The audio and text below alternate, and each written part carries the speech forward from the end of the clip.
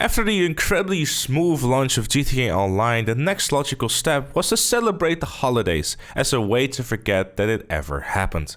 Rockstar spread joy around the neighborhood with gifts and snow, so we could all feel like GTA Online was more than just a race you got stuck on for 5 days in a row. Unfortunately, some people had other plans. It was shortly after GTA Online was stable that the now infamous DNS servers were crawling out of the woodworks. Originated from the Next Gen Update forums, the players were hosting their own private DNS servers where they were able to modify the earnings you would be able to get from activities, as well as activating God mode and much more.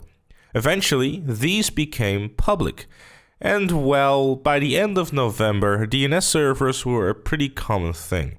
The reason why these DNS servers were so common was because you didn't need to do any sort of modding or hacks or anything complicated on your console at all. Everyone with a PS3 or Xbox 360 could go into their network settings, change a couple of numbers, and off they went to earn more money than they know how they could spend it.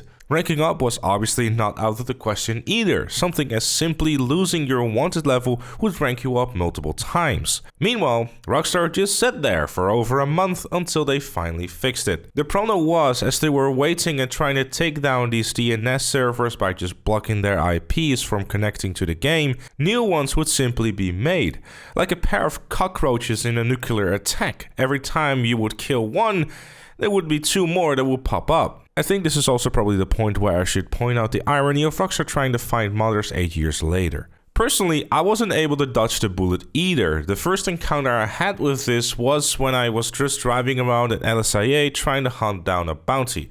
But when I killed him, I got $4 million. Now obviously, as the good upstanding citizen I was, I quit the game right away and hoped it wouldn't stick.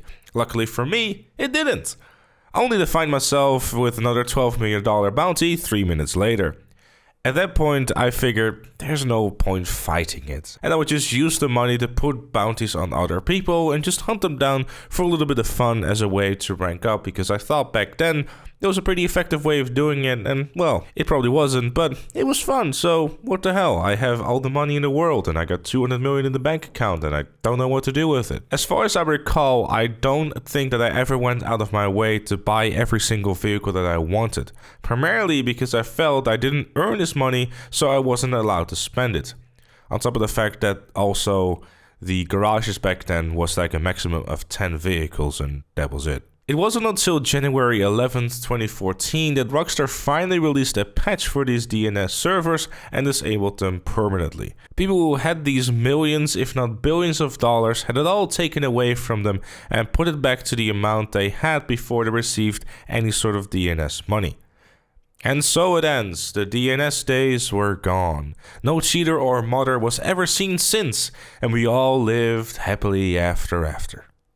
I'm just kidding, of course. PC GTA Online is still a mess. But those are just some of my memories with the DNS times. Let me know yours in the comments down below. Have you ever heard of this at all, or have you lived through it just like I have all those years ago? Thank you again for watching. Leave a like if you enjoyed, subscribe for more. And if you really like what's on the channel, please do consider becoming a member like Chloe, Robert, Alus Fire, Captain Price, Shakulu, Madman Dakota, and Dr. Strangelove.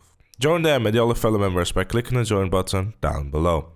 Thank you again for watching, and I'll see you all later.